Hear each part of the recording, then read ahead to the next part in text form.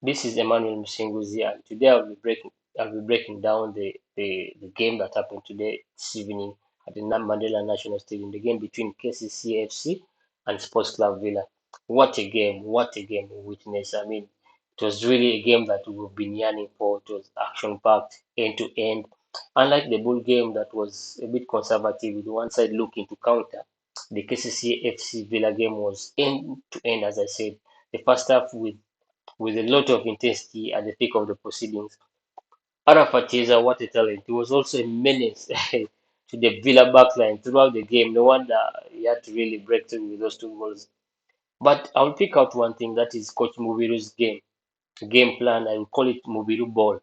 He was really calculative in terms of his strength substitution. Actually, if you're watching the game, you will wonder why did he even substitute Katenga at the 40-minute mark towards the end of the first half. But as I will explain at the end of the video, it really made a lot of sense. Yeah, he substituted Katenga, bringing in Emmanuel Loki. Then again, he substituted Loki and Chiza at the 70th minute. The game was still, by that time, the game was 0-0. Like a lot of people would think that they were playing for a barren draw, but we're in for a really huge surprise in terms of the tactics of the game. He brings in Poloto and Achai, who eventually won the game for the Casasiro boys. Actually, this game was won from the bench. Yeah, Villa's bench could not match KCC's bench, and that's the difference. So Coach Abdul brings in Tiza and he brings in Poloto and Achai, and you do wonder what does Achai bring that Mustafa Tiza does not have. Chiesa is one of the best crossers of the ball. He's a really a top-notch left back. But we all saw what Asai can do in terms of his crossing. Pinpoint, pinpoint crossing to the head of Arafat Chiesa, and that's how the goal came in, the first goal. You know. So anyway, these are the chances that all these teams had in the first half. Both teams had really clear chances. Osama had a clear chance, but was denied by Wokorach, towards the end, at the edge of the box in the first half. Later on, in the same few minutes, Charles Luanga takes on the defense of Magamba and Mayanja and remains alone. It's a one-on-one situation against uh, uh, Joel, the KCC keeper, Emojong Joel, the KCC keeper. Wow, like if actually if it wasn't for Arafat, I would give Joel Emojong the best man of the match. Yeah, so he denies Luanga towards the end of the first half. By that time, the whole stadium was on its feet. I mean, the seats were just sitting up.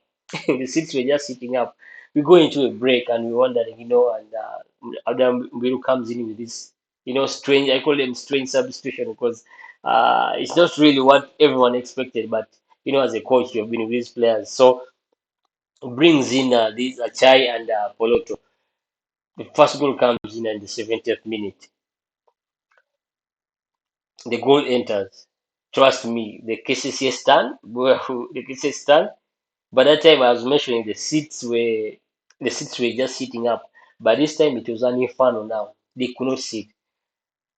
I mean, the stadium was now really on its feet. The KCC fans were really excited with the goal. Villa tries to really bounce back. By that time now, KCC is playing expansive game. It's opening up the field. As I said, the substitution, the bench the Villa bench of Cheyune and Chiwanuka could not match the strength that the bench KCC brought in the game, and they looked leggy towards the last quarter. Villa's team looked leggy, and I think the second goal was inevitable. And the second goal, wow, what a goal! That was tic-tac football at its best. Mobiru ball. That is Mobiru ball. The team play and team play ball, and that's how the team play, and they broke the back line of Villa with just three touches, and Arafat scores his second goal. Oh my God, the stadium erupts. Uh, Villa fans are now really trying to catch traffic by the time. They're now trying to catch traffic. It's now beyond. Yeah. But what next for Villa? For me, they played an evenly good game. They matched KCCA, but as I said, it was the bench and it's the tactical change that Coach Abdullah Mubiru brought into the game. that his counterpart, the Villa coach, could not really match. He was a bit conservative in terms of his change, and also the change that he brought in did not really amount to really did not really match the change that Abdullah Mulu brought in. That was the game. That was the game. That's how the game was won. Uh, yeah, they should. Villa should really regroup and they will fight another day. The title is still wide open. Though Bull is in the summit, there's a difference of 3, 4 points between the top five teams. To me, I also pick one other thing. Both keepers were phenomenal, phenomenal. Wokorat and Emojo, and if it wasn't for Chiza, Arafa Chiza, I would give Emojong as the best player. Yeah, what a good shot stopper.